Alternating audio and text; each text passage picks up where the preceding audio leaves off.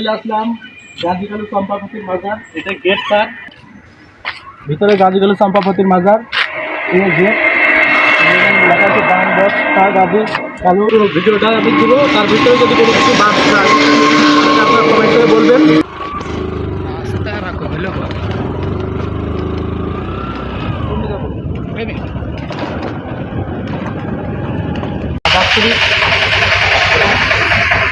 বারো মাথার অবস্থিত দেখাবো।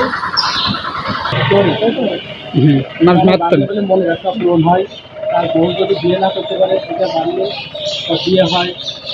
এই যে বাইরে থেকে দেখাচ্ছি ভিতরটা কত সুন্দর, পাঁচিল দেয়। এই যে আপনারা আসতে পারেন। প্রথমে চলে আসবেন ঝিনাইদহ জেলার 12 বাজার।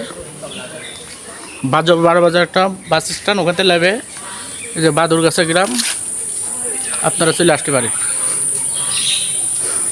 এখানে থাইকার ব্যবস্থা আছে, এখানে অনেক লোকজন আসছে।